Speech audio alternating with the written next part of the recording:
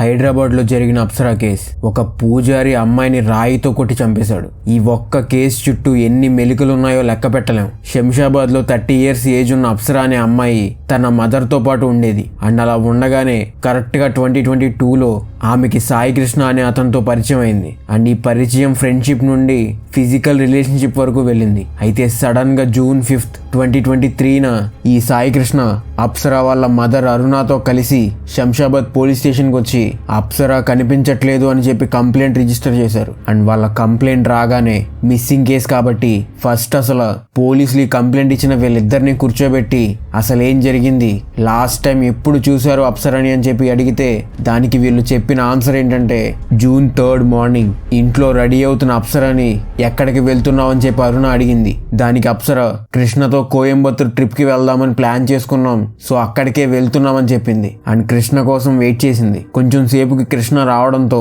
అతని కార్లో స్టార్ట్ అయిన అప్సరా హైదరాబాద్ దాటక ముందే కృష్ణతో మా ఫ్రెండ్స్ భద్రాచలం వెళ్దామంటున్నారు, మనం ఇంకెప్పుడైనా ప్లాన్ చేద్దామని చెప్పి అతన్ని బస్ స్టేషన్లో డ్రాప్ చేయమని అడిగింది. డిసప్పాయింటెడ్ గానే కృష్ణ ఆమెని బస్ స్టేషన్లో డ్రాప్ చేసి అక్కడ నుండి వెళ్ళిపోయాడు. అండ్ ఈవినింగ్ అయ్యేసరికి కృష్ణ అరుణకి కాల్ చేసి అప్సరా ఏమైనా కాల్ చేసిందా, నేను కాల్ చేస్తుంటే ఆన్సర్ చెయ్యట్లేదు అని అడిగాడు. అండ్ దానికి అరుణ షాక్ అయ్యి అదేంటి నీతోనే వచ్చింది కదా అని అనగానే లేదు లేదు మేము వెళ్దాం అనుకున్నాం కానీ తన మూడ్ మారిపోయి తన ఫ్రెండ్స్తో భద్రాచలం వెళ్తున్నా అని చెప్పింది, మీకు చెప్పలేదా అని అడిగాడు కృష్ణ. అప్పటి నుండి కూడా అప్సరా ఎవ్వరికీ కనపడలేదు. తనకి ఏం జరిగిందో తెలియదు, అసలు ఎక్కడ ఉంది, ఎలా ఉంది. అండ్ ఆమె కనపడకుండా పోవడానికి కారణం ఎవరు అని వెతుకుతున్న పోలీసులకి చివరికి ఆన్సర్స్ దొరికాయి. కానీ ఒక ఆడపిల్ల చనిపోతే యూజువల్గా చాలా సీరియస్గా రియాక్ట్ అయ్యే జనం అప్సరా చనిపోయింది అని తెలిసాక మాత్రం ఆమెకి అలా జరగడమే కరెక్ట్ అని రివర్స్లో అప్సరనే ఎందుకు తిడుతున్నారు. అసలు అప్సరకి ఏమైంది, రాయితో కొట్టి చంపేసి అంత దుర్మార్గుడు ఎవరు, పోలీసులు ఎలా కనిపెట్టారు? వీడియోని మిస్ అవ్వకండి, ఎండ్ వరకు చూడండి. అండ్ మీ అందరికీ కూడా చాలా చాలా థ్యాంక్స్. మీ అందరి సపోర్ట్ వల్ల రోజు రోజుకి గ్రో అవుతున్నాం. చిన్నగా వేస్తున్న ఈ అడుగులు ఇలాగే కంటిన్యూ అవుతూ మన ఫస్ట్ టార్గెట్ చిన్నదే పెట్టుకుందాం, 10K సబ్స్క్రైబర్స్ రీచ్ అవ్వాలి అని. సో కంటెంట్ నచ్చితే సబ్స్క్రైబ్ చేసుకోండి, తొందరగా 10K రీచ్ అవుదాం. అండ్ లైక్ చేసి షేర్ చేయడం మాత్రం మర్చిపోకండి. అది మీకు చిన్న లైక్ అవ్వచ్చు కానీ నాకు చాలా పెద్దది. లాస్ట్లో చిన్న అనౌన్స్మెంట్ ఉంది, సో మిస్ అవ్వకండి. అండ్ లేట్ చేయకుండా let's crack the case. Apsara and Aruna ఇద్దరు కూడా ఒకప్పుడు తమిళనాడులో ఉండేవాళ్ళు. అండ్ అక్కడ ఏంటంటే అప్సరా మూవీస్లో హీరోయిన్ ఛాన్స్ కోసం చాలా ట్రై చేసింది. బోత్ మలయాళం అండ్ తమిళ ఇండస్ట్రీలో చాలా ప్రొడక్షన్ హౌసెస్ అండ్ డైరెక్టర్స్ చుట్టూ తిరిగినా కానీ యూజ్ లేకుండా పోయింది. అరుణ మాత్రం ఎలా అయినా అప్సరాని హీరోయిన్ చేయాలి అని ట్రై చేసింది. కానీ అక్కడ వర్కౌట్ అవ్వకపోవడంతో కొంతకాలం క్రితమే హైదరాబాద్ షిఫ్ట్ అయ్యారు. అండ్ అప్సరకి రెగ్యులర్గా టెంపుల్కి వెళ్ళే అలవాటు ఉంది. అండ్ అలా వెళ్తున్నప్పుడే అదే టెంపుల్లో పూజారిగా వర్క్ చేసే సాయి కృష్ణతో పరిచయం అయింది. అయితే వీళ్ళ పరిచయం చూసిన ఇంకో పూజారి సాయి కృష్ణని వార్న్ కూడా చేశాడంట, ఎందుకో ఇది సరిగ్గా అనిపించట్లేదు, జాగ్రత్తగా ఉండు అని. కానీ అవి ఏం పట్టించుకోకుండా వీళ్ళిద్దరూ కూడా చాలా దూరం వెళ్ళిపోయారు. అండ్ రీసెంట్ గానే ఇద్దరి మధ్య కొన్ని గొడవలు కూడా అవ్వడం చూసామని చెప్పి కొంతమందితో పాటు ఆ వార్న్ చేసిన పూజారి కూడా పోలీసులకు చెప్పారు. అయితే ఈ ప్రాబ్లమ్స్ అన్నిటికీ దూరంగా కొన్ని డేస్ ఎక్కడికైనా ట్రిప్ వెళ్దామని చెప్పి ప్లాన్ చేసుకుని కోయంబత్తూర్ స్పాట్ ఫైనలైజ్ చేసుకున్నారు. అండ్ దీని తర్వాత ఏం జరిగింది అని ఆల్రెడీ ఇంట్రోలో చెప్పేశా. పోలీసులకి విషయం మొత్తం చెప్పి బయటికి వచ్చిన కృష్ణని మళ్ళీ ఒక్కసారి సైన్ చేయడానికి అని పిలవడానికి ఒక కానిస్టేబుల్ తన కార్ దగ్గరికి రాబోతుంటే కృష్ణ పరిగెత్తుకుంటూ అతని దగ్గరికి వెళ్ళి ఏమైంది సార్ అని అడిగి సైన్ చేసి వచ్చాడు. సో పోలీసులకి ఈ మిస్సింగ్ కంప్లైంట్ వచ్చింది అనగానే వాళ్ళకు వచ్చిన ఫస్ట్ డౌట్, ఈ స్టోరీ మొత్తంలో లాస్ట్ టైం అప్సరాని చూసింది కృష్ణ మాత్రమే. సో అసలు సాయి కృష్ణ చెప్పిన దాంట్లో ఎంతవరకు నిజముంది అని చెప్పి కనుక్కోవడం స్టార్ట్ చేశారు. ఫస్ట్ ఏమో అప్సరా ఫ్రెండ్స్ ని కాంటాక్ట్ అయ్యారు. వాళ్ళల్లో ఒక్కరు కూడా ఈ భద్రాచలం ప్లాన్ లో ఇంక్లూడ్ అయ్యి లేరు. ఎవరిని అడిగినా కానీ మాకు తెలియదనే చెప్తున్నారు. సో ఇద్దరు కృష్ణ అబద్ధం చెప్పి ఉండాలి, ఆర్ అప్సరానే కృష్ణతో అబద్ధం చెప్పి ఎవరినో కలవడానికి వెళ్ళుండాలి అని చెప్పి ఈ 2 పాసిబిలిటీస్లో ఇన్వెస్టిగేషన్ చేస్తున్నారు. ఈ 2 పాసిబిలిటీస్లో కూడా వాళ్ళకి ఇప్పుడు కీ ఎవిడెన్స్ దొరికే place CCTV footages. Sai Krishna చెప్పిన రూట్లో అండ్ బస్ స్టాండ్స్లో ఉన్న సీసీటీవీస్ మొత్తాన్ని కూడా పోలీసులు చెక్ చేయడం స్టార్ట్ చేశారు. కానీ అందులో ఒక్క దాంట్లో కూడా సాయి కృష్ణ అప్సరాని డ్రాప్ చేస్తున్నట్టు రికార్డ్ కాలేదు. దాంతో పోలీసులకు ఒక విషయం అయితే అర్థమైంది, అదే సాయి కృష్ణ ఏదో దాస్తున్నాడు అని. మళ్ళీ అతన్ని పిలిపించి ఈసారి వాళ్ళ స్టైల్లో క్రాస్ క్వశ్చన్ చేయడం స్టార్ట్ చేశారు. అండ్ ప్రతిసారి కూడా సాయి కృష్ణ కొత్త రూట్స్ చెప్తున్నాడు. నేను వేరే రూట్లో తీసుకొచ్చాను, ఒకసారి ఎయిర్పోర్ట్ రూట్లో తీసుకొచ్చానని చెప్తే ఇంకోసారి శంషాబాద్ రోడ్లో తీసుకొచ్చానని చెప్తున్నాడు. ఒకసారి బస్ స్టాప్లో దించా అని చెప్తే ఇంకోసారి క్యాబ్ ఎక్కించా అని చెప్తున్నాడు. ఇలా ఇష్టం వచ్చింది చెప్తుంటే అప్పటి వరకు కంట్రోల్లో ఉన్న పోలీసులు ఈసారి వాళ్ళ స్టైల్లో ఇంటరాగేషన్ స్టార్ట్ చేస్తే సాయి కృష్ణ నిజం ఒప్పేసుకున్నాడు. ఇందాక వరకు మనకి తెలిసింది సగం మాత్రమే. వీళ్ళ మధ్యలో ఫిజికల్ రిలేషన్షిప్ స్టార్ట్ అయిన తర్వాత కొన్ని మంత్స్కి అప్సరకి కడుపు వచ్చింది. ఈ విషయం కృష్ణకి చెప్పగానే వెంటనే కంగారు పడిపోయాడు. అండ్ ఆమెని కడుపు తీపించుకోమని ఫోర్స్ చేయడం స్టార్ట్ చేశాడు. అప్సర దానికి ఒప్పుకోకుండా పెళ్లి చేసుకోమని అడిగింది. ఈ విషయం మీద వీళ్ళ మధ్యలో చాలా గొడవలు అయ్యాయి. పెళ్లి చేసుకోవడానికి ప్రాబ్లం ఏంటి అంటే సాయి కృష్ణకి అప్పటికే పెళ్ళై చాలా ఇయర్స్ అవుతుంది అండ్ 2 పిల్లలు కూడా ఉన్నారు. ఈ విషయాలన్నీ తెలిసే అప్సర అతనితో క్లోజ్ గా మూవ్ అయింది అండ్ కడుపు వచ్చే వరకు వెళ్ళింది. కానీ ఇప్పుడు ఇలా జరగడంతో తన వైఫ్ కి డివోర్స్ ఇచ్చి తినని పెళ్లి చేసుకోవాల్సిందే అని గట్టిగా పట్టుబట్టింది అప్సర. కానీ ఫైనల్ గా సాయి కృష్ణ చెప్పినట్టే కడుపు తీపించుకుంది. కానీ ఈ పెళ్లి చేసుకోవాలి అనే టాపిక్ మాత్రం ఆపలేదు. కంటిన్యూస్ గా అడుగుతూనే ఉండేది. అండ్ అలా అడుగుతున్నప్పుడే సాయి కృష్ణ ఆమెని వదిలించుకోవడానికి ట్రై చేశాడు. కానీ అది జరగకపోవడంతో ఒక మాస్టర్ ప్లాన్ రెడీ చేశాడు. ఇవన్నీ వదిలేసి దూరంగా ఎక్కడికైనా వెళ్ళి కొన్ని రోజులు ఉండొద్దామని అడిగాడు. ఇతను ఇంత ప్రేమగా అడిగేసరికి అప్సర వెంటనే ఒప్పేసుకుంది. అండ్ ఇంట్లో కూడా అదే విషయం చెప్పి జూన్ 3న కృష్ణతో కార్లో స్టార్ట్ అయింది. అండ్ కొంచెం దూరం వెళ్ళాక శంషాబాద్ లో చాలా తక్కువ మంది వెళ్లే ఒక అడవి రూట్ లోకి తీసుకెళ్లాడు. అండ్ అక్కడ కార్ని ఆపి ఇద్దరు కూడా గొడవ పడుతున్నారు. దాని తర్వాత ఎవ్వరు కూడా మాట్లాడకుండా సైలెంట్ గా కూర్చుని ఉన్నారు. సాయి కృష్ణ కార్ దిగి వాక్కి వెళ్ళొస్తా అని చెప్పాడు. అండ్ అతను ఆ మట్టి రోడ్డు మీద నడుచుకుంటూ ముందుకు వెళ్ళాడు. అండ్ కార్లో అప్సర కళ్ళు మూసుకుని కూర్చుని ఉంది. కొంచెం సేపుకి కార్ డోర్ ఓపెన్ చేసిన కృష్ణ సడన్ గా అతను తీసుకొచ్చిన రాయితో ఒక్కసారిగా అప్సర తల మీద కొట్టాడు. అండ్ వెంటనే తన దగ్గర ఉన్న ఇంకో కవర్ తో అప్సర హెడ్ కి పెట్టేసి ఊపిరి ఆడకుండా పట్టుకున్నాడు. కారులో సీట్ బెల్ట్ పెట్టుకుని ఉన్న అప్సర గిలగిలా కొట్టుకుంటుంది. కానీ అక్కడ నుండి మూవ్ అవ్వలేకపోతుంది. కానీ అరుపులు గట్టిగా వినిపించడంతో మళ్ళీ ఆ రాయి తీసుకుని అప్సర ఊపిరి ఆగిపోయే వరకు కూడా ఫేస్ మీద కొట్టి కొట్టి చంపేశాడు. ఇలా చంపిన తర్వాత ఇప్పుడు అతను ఆలోచించడం స్టార్ట్ చేశాడు.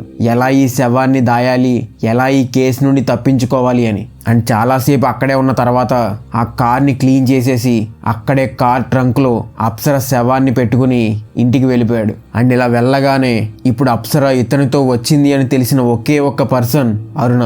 సో ఆమెని నమ్మించడానికి ఫస్ట్ ఆమెకి కాల్ చేసి ఏమీ తెలియనట్టు అప్సర భద్రాచలం వెళ్తానని చెప్పింది, మీకు చెప్పలేదా అని చెప్పి అబద్ధం ఆడాడు. ఇది మొత్తం కూడా 3rd జూన్ జరిగింది. 4th జూన్ అరుణ అప్సరకి కాల్స్ చేస్తూనే ఉంది. కానీ ఎలాంటి రెస్పాన్స్ రాకపోవడంతో వాళ్ళ ఫ్రెండ్స్కి కాల్ చేయడం అండ్ కొంతమందిని కలవడం కూడా చేసింది. కానీ ఎలాంటి ఇన్ఫర్మేషన్ లేకపోవడంతో కృష్ణనే అరుణని తీసుకుని పోలీస్ స్టేషన్కి వెళ్ళి అక్కడ అప్సర తనకి మేనకోడలు అవ్వుద్ది అని చెప్పి అతనే కంప్లైంట్ రిజిస్టర్ చేశాడు. ఇక్కడ ఒక షాకింగ్ విషయం ఏంటంటే అప్పటికి కూడా అదే కారులో అప్సర శవం ఉంది. అందుకే పోలీస్ కానిస్టేబుల్ ఇతన్ని పిలవడానికి కార్ దగ్గరికి వస్తుంటే అంత కంగారు పడిపోయాడు, ఎక్కడ స్మెల్ వస్తుందో అని. కాకపోతే అప్పటికే ఒక ప్లాస్టిక్ కవర్లో పెట్టి ఉంచడంతో అండ్ చనిపోయి 2 డేస్ కూడా ఫుల్గా కాకపోవడంతో అంత ఎక్కువ స్మెల్ బయటికి రాలేదు. అండ్ ఇప్పుడు ఈ శవాన్ని ఏం చేయాలి, ఎక్కడ దాయాలి అని చెప్పి చాలా ప్లేసెస్ తిరుగుతూనే ఉన్నాడు. అండ్ కాల్ చేద్దామని కూడా చూశాడంట. కాకపోతే కాలిస్తే ఇంకా ఈజీగా దొరికేస్తాయేమో అని అదే కార్లో పెట్టుకుని తిరిగాడు. అయితే ఇంటి చుట్టుపక్కల వాళ్ళకి ఏదో బ్యాడ్ స్మెల్ రావడం స్టార్ట్ అయింది. దాంతో ఇంకా ఫాస్ట్గా ఏదో ఒకటి చేయాలని డిసైడ్ అయిన కృష్ణ అతని ఇంటి దగ్గరలో ఉన్న ఒక డ్రైనేజ్ హోల్లో అప్సర శవాన్ని పెట్టేశాడు. అండ్ ప్రొఫెషన్ పరంగా అతను ఒక పూజారి అయినప్పటికీ ఇంకో సైడ్ కాంట్రాక్టర్ కూడా, బిల్డింగ్స్ కట్టించే కాంట్రాక్టర్. సో అతను ఒక ట్రక్లో ఇసుక తెప్పించి జేసీబీని తీసుకొచ్చి ఆ డ్రైనేజ్ హోల్ని సిమెంట్తో అండ్ మట్టితో పూర్తి చేశాడు. అది కూడా పట్ట పగలే అందరూ చూస్తున్నప్పుడు. మరి ఎవరికి డౌట్ రాలేదా అంటే అతను దాని ముందు రోజే వచ్చి అక్కడ శవాన్ని దాచేసి డే టైంలో ఆ స్ట్రీట్లో వాళ్ళకి వస్తున్న స్మెల్కి రీజన్ ఈ డ్రైనేజ్ హోలే అని చెప్పి సో అందుకే పూర్తి చేస్తున్నా అన్నట్టు కలరింగ్ ఇచ్చాడు. చూసిన జనం కూడా అమ్మో ఎంత మంచోడు అనుకున్నారు. కానీ అతను చేసిన తప్పు కప్పిపుచ్చడానికి చేశాడు అని అతను పోలీసులకి చెప్పే వరకు ఎవరికీ తెలియదు. ఇతని కన్ఫెషన్ తీసుకున్న పోలీసులు అతను అరెస్ట్ చేశారు. అండ్ ఇతని ఫాదర్ అయితే నా కొడుకు తప్పు చేశాడు, వాడిని చంపేసినా కానీ పర్లేదు, నేను మాత్రం వాడిని వదిలిపెట్టమని అడగను, కనీసం ట్రై కూడా చేయను అన్నారు. అయితే అందరూ కూడా తప్పు చేసిన అతను దొరికేశాడు చేశాడు, అతనికి శిక్ష పడాల్సిందే అంటున్న టైంలో శంషాబాద్ పోలీసులకి ఒక కాల్ వచ్చింది. అందులో ఒక ఉమెన్ మాట్లాడుతూ, నేను అప్సరా అండ్ అరుణ మీద కేసు ఫైల్ చేయాలి అనుకుంటున్నా.